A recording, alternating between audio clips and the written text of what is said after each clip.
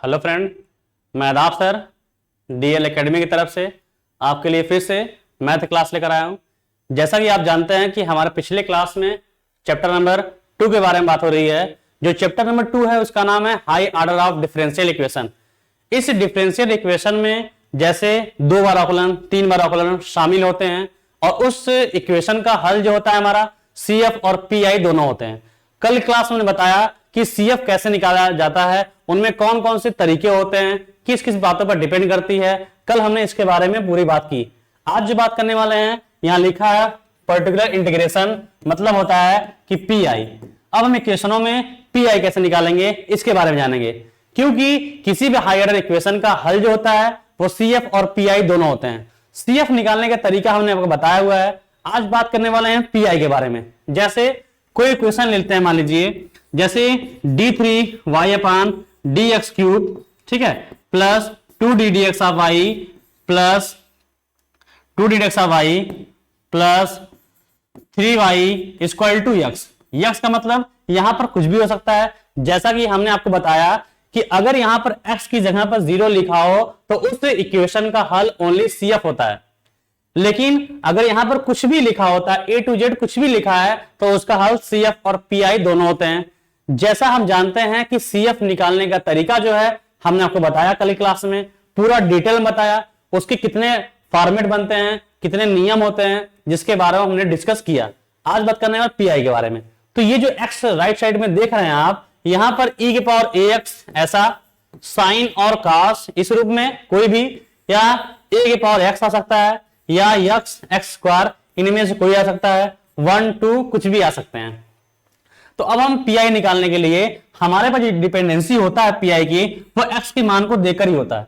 x के मान पे ही देखकर हम निकालते हैं कि PI इसका निकलेगा कि नहीं निकलेगा, क्योंकि अगर यही 0 हो जाए तो इसका हल क्या होता है, ओनली CF, जिसके लिए पिछले क्लास में इसके बारे में पूरा बताया गया, सवाल भी लगाया गया और शायद आप लोगों ने लगाया भी होगा। ठीक है, तो अब हम बात करेंगे कि x में ऐसे एलिमेंट आ सकते हैं। अब हम PI पहले इसके बारे में जानेंगे। अगर इस टाइप के सवाल रहेगा यहां पर, तब PI कैसे निकालेंगे। इन साइन कॉस ट्रिग्नोमेट्री में से कोई रहेगा, तब PI कैसे निकालेंगे। x के फॉर्मेट में रहेगा, तब PI कैसे निकालेंगे। फिर उसके साथ ये इसके साथ में रहेगा, दोनों इनटू में रहेंगे, तब PI कैसे निकालेंगे। ये इसके साथ में रहेगा, तब PI कैसे निकालेंगे। ये इसके साथ में रहेगा, तब PI कैसे निकालेंगे। मतलब पूरे मिलाकर 6-7 टाइप की मुझे PI निकालना पड़ना है, लेकिन हमें बारी बारी से समझना है। जब हम इसको सिंगल सिंगल समझ जाएंगे तो उनको डबल करने में और आसानी हो जाएगा, और जिसको हम आसानी से समझ सकते हैं। ठीक है, तो हम बात करने वाले हैं सिंगल सिंगल की, PI कैसे निकालना है। और एक बात, CF निकालना हमने बता दिया है, इसलिए सवालों में पूरा CF नहीं बताएंगे, तो उसके बाद शॉर्टकट कर देंगे, क्योंकि कल क्लास में सिर्फ CF के बारे में ही चलाया गया और CF का नियम एक ही है, जिसे बार बार आपको सवाल को लगाना है। ठीक है, अब PI के बारे में बात करते हैं। तो PI क्या होता है, जैसे ये क्वेश्चन लिखे होते हैं, हमने आपको बताया हर किसी भी क्वेश्चन का PI निकालना है तो PI निकालने का फॉर्मूला होता है x बटे FD। x बटे FD, x क्या है, तो राइट साइड में यहां पर जो लिखा हो तो उसे क्या कहते हैं, x कहते हैं, वो x है। FD क्या है, तो हमने आपको बताया कि इधर जो भी चीजें लिखी होती है सबको क्या करेंगे, कैपिटल D में चेंज करेंगे, फिर y कॉमन लेंगे, जो होगा उसी को हम FD कह रहे हैं ना, उसी को हम क्या कहेंगे, FD कहेंगे। जब FD हो जाएगा तो उसको यहां रखेंगे, और सबके लिए अपना अपना एक अलग अलग नियम है।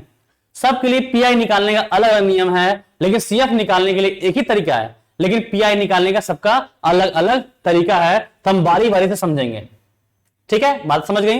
अब सवाल पे आते हैं कि सवाल को कैसे लगाया जाए, इस बात पे चलते हैं। चलिए देखते हैं सवाल। जैसे हमारा ये सवाल देख रहे हैं आप, इस रूप में सवाल हमारा लिखा गया है, d2y dx square minus 2ddx of y plus y बराबर e के पावर माइनस x।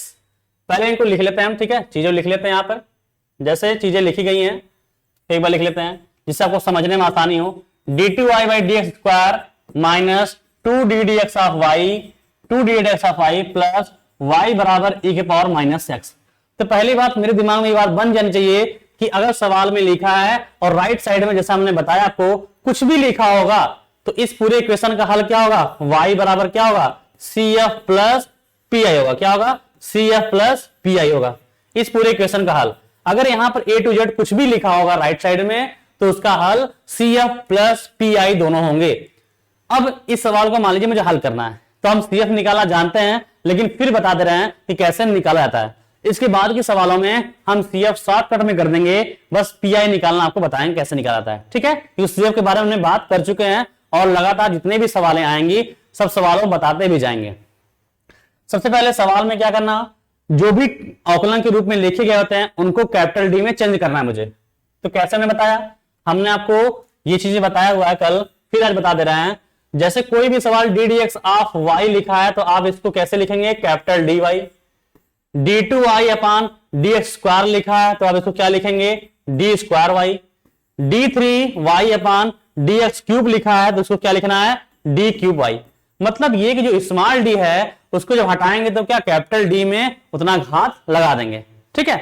तो पहले इसको चेंज कर लेंगे, तो क्या लिखना होगा, d square y minus 2dy plus y बराबर e के पावर माइनस x, ठीक है।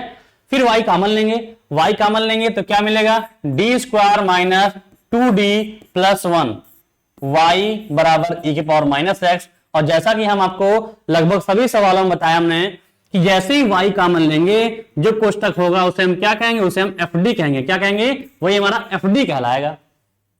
सबसे पहले हम क्या निकालेंगे, सबसे पहले हम CF निकालेंगे। कैसे, क्या लिखेंगे, लिखेंगे सहायक समीकरण से। क्या लिख देंगे, सहायक समीकरण से।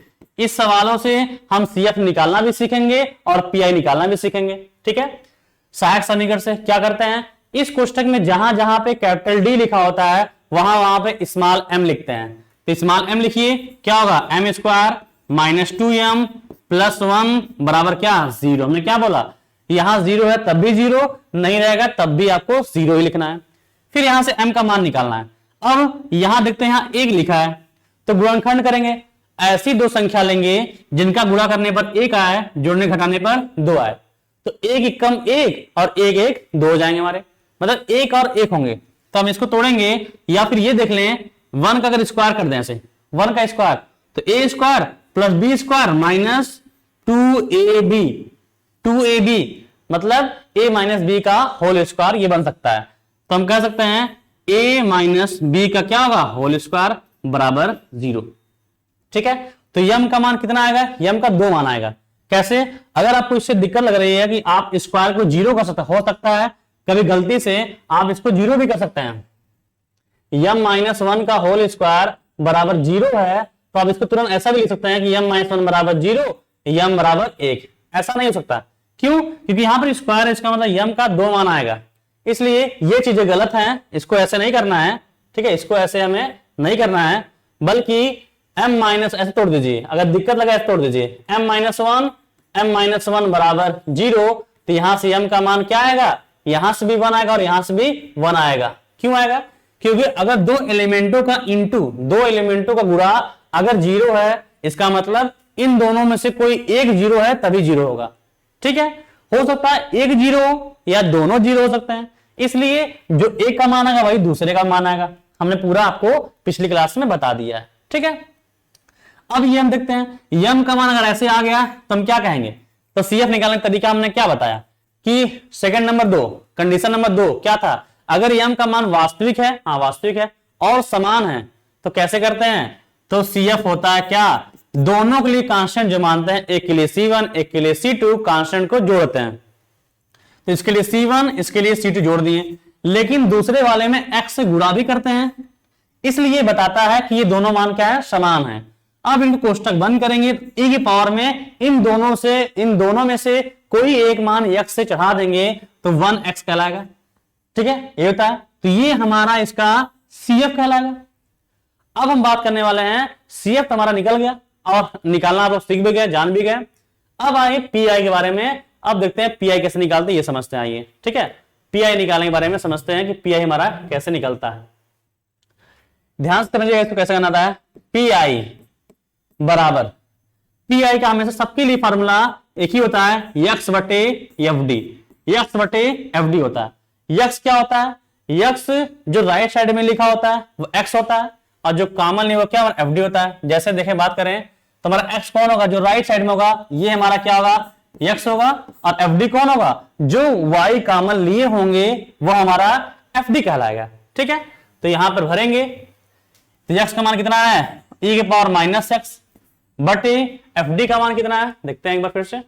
हाँ, fd का मान क्या है, D square minus 2d D square minus 2d और प्लस 1। ठीक है, जब कभी पी निकालना हो और x का मान ऐसा हो, जब भी e के पावर x का सवाल हो, e के पावर x का सवाल हो, जहां जहां पे d हो, जहां जहां पे d होगा x के गुणांक का मान भरना है, x के गुणांक का मान भरना है जहां जहां पे d होगा। जैसे यहां भी d है, यहां भी d है, तो x का गुणांक क्या है -1, तो जहां जहां d है आपको -1 भर देना है, वही उसका पी कहलाएगा। तो e के पावर -x हमने लिख दिया। अब जहां जहां d है क्या बना, x का गुणांक -1, तो -1 का स्क्वायर -2 और d का मान -1 और +1 हो गया। सही है, अब इसको हल करेंगे तो e के पावर -x बटे -1 का स्क्वायर +1 -2 इंटू -1 क्या +2 और ये +1 पहले से ही है। ठीक है, तो क्या हो जाएगा e के पावर -x/4, ये इसका पी होगा। जब भी e के पावर ax रूप का पी होगा, निकालना होगा, तो जहां जहां पे d होगा वहां x का गुणांक भरेंगे, x का गुणांक भरेंगे, वही पी होगा। ठीक है, वही आपका पी हो जाएगा, तो ये आपका पी हो जाएगा। लेकिन जब कभी उसका गुणांक d में रखने पर 0 हो जाएगा, तब क्या करेंगे। जैसे मान लीजिए सवाल हमारा ऐसे हो, इस रूप में अगर मैं निकालना हुआ e के पावर 2x बटे डी स्क्वायर -4, मान लीजिए ऐसे है। अब मुझे ऐसे हल करना है, तो चीजें समझना क्या है कि जब ऐसे सवाल आएगा तो जहां पे d है वहां पे गुणांक रखना है, x का गुणांक। तो x का गुणांक कितना है 2, तो जहां d है क्या भरना है 2 भरेंगे ना, तो 2 का स्क्वायर 4, तो e के पावर 2x 2 का गुणांक, d जहां पर है x का गुणांक क्या है 2 है, तो 2 भरेंगे, तो 2 का स्क्वायर 4, 4 - 4 क्या हो गया 0। तो पी 0 नहीं हो सकता। इसके लिए क्या करना होगा, तब जब हमारा ये चीजें लगातार 0 हो जाएगी तब क्या करेंगे, ये ध्यान से देखिए। जब कभी 0 हो जाए तो ऊपर आप x से गुणा करिए, और नीचे कैपिटल D के सापेक्ष अवकलन करिए। जब आपका मान रखने पर, जैसे ये हमने रखा, जहां जहां d है x का गुणांक भर दिया तो मान आ गया, तो ये हमारा पी निकल गया। लेकिन जहां जहां d है वहां x का गुणांक रखने पर 0 आ जा रहा है, तो आप उसमें क्या, ऊपर x से गुणा कर दिया, मैंने x से गुणा कर दिया और नीचे कैपिटल D के सापेक्ष अवकलन करेंगे। तो कैपिटल D के सापेक्ष अवकलन करेंगे, जैसे x स्क्वायर है तो इसका अवकलन क्या होता है, तो घात पहले है, घात में से घट जाएगा, मतलब घात पहले है, घात में से एक घट गया 2x। तो वैसे यहां भी करेंगे तो क्या होगा 2d हो गया। अब -4 कांस्टेंट है, तो कांस्टेंट अवकलन क्या होता है 0, तो हमारा वहां खत्म हो जाएगा, 0 बच जाएगा। ठीक है, वहां क्या हो जाएगा 0 हो जाएगा, तो यहां पे हमारा 0 हो जाएगा, तो हम इसे छोड़ दे रहे हैं। अब हमने जब छोड़ दिया तो फिर मैंने देखा कि यहां फिर d आ गया। जब तक d आता रहेगा आप गुणांक का मान भरते रहेंगे, तो x का गुणांक कितना है 2 है ना, तो यहां पर d का मान फिर 2 भरेंगे। जब जब आपको d दिखेगा आप x का गुणांक ही भरेंगे, तो x इंटू e के पावर 2x अपान 2 इंटू 2 हो जाएगा, तो क्या मिलेगा x e के पावर 2x अपान 4। तब इस टाइप का जब 0 होगा तो x से गुणा करेंगे और नीचे कैपिटल D के सापेक्ष अवकलन करेंगे, फिर जहां d आएगा वहां पर फिर x का गुणांक भरेंगे, तो लास्ट में जो आएगा वो आपका p आएगा। तो इस सवाल का आंसर हमारा क्या होगा बताइए, इस सवाल का आंसर तो y बराबर हल लिख देंगे ऐसे, हल क्या y बराबर CF प्लस PI। ठीक है, तो y बराबर CF का मान क्या था देख लेते हैं एक बार। CF का मान क्या था, तो CF हमारा क्या था, ये C1 प्लस C2x e के power x, C1 plus C2x e के पावर x। ठीक है, तो C1 प्लस C2x e के पावर x हो गया। अब प्लस PI का मान क्या है e के पावर -x/4, ये इस सवाल का आंसर होगा। तो इस तरह से आप जो e के पावर x रूप का, अगर e के पावर x रूप का अगर आपको इस रूप का सवाल आएगा और आपको तब PI निकालना है, तो इस तरह से आप PI निकालेंगे। कैसे, जहां जहां नीचे d आएगा वहां x का गुणांक भर देंगे। x का गुणांक भरने के बाद आप उसको हल करेंगे। अगर वो 0 नहीं हुआ, उसका मान आ गया, तो वही हमारा पी कहलाएगा। लेकिन मान रखने पर क्या हो जाए, 0 हो जाए तो x से गुणा करेंगे और उसका 2 के सापेक्ष अवकलन कर देंगे, तब उसके बाद जो आएगा वो उसका पी कहलाएगा। इस चैप्टर में जो मेन है पी ही है, इसलिए जल्दबाजी नहीं करना है। लगातार क्लास को सिंगल बाय सिंगल हम सीखेंगे। एक बार e के पावर x के बारे में, फिर साइन कॉस ट्रिग्नोमेट्री होंगे, तब उनका पी कैसे निकालेंगे, फिर उसके बाद algebra, x square x cube होगा, तब कैसे निकालेंगे। ठीक है, तो बारी बारी सीखेंगे। तो आज जितने भी सवाल एग्जाम्पल चैप्टर में सवाल दिए गए हैं, इस टाइप के आप एक बार लगाइए और पूछिए कि क्या दिक्कत उससे हो रही है, हम बताने के लिए तैयार हैं। ठीक है, लेकिन एक बात और, जितने दोस्त आपके साथ में रह रहे हैं, साथ में पढ़ते हैं या रिलेशन में पढ़ते हैं, उन सब की जगह एक दूसरे के शेयर करिए, जिससे कि ज्यादा लोग जुड़ सकें और आपको अच्छे से अच्छे तरीके से पढ़ाया जा सके और मिल सके। ठीक है, तो आज के लिए इतना ही। बारी बारी से क्लास बताते जाएंगे और जितने भी चीजें हैं हम सिंगल सिंगल समझेंगे, जिससे कि आपको आसानी हो और आप आराम से पढ़ सकें। कोई प्रॉब्लम हो मैथ में, आप हमें 6392161716 पर व्हाट्सएप कर सकते हैं। कोई भी सवाल और कोई भी दिक्कत हो, आप मुझसे किसी भी टाइम पूछ सकते हैं कि सर इसमें क्या दिक्कत है। ठीक है, तो बस आज के लिए इतना ही, बाकी नेक्स्ट क्लास आगे। थैंक यू, धन्यवाद।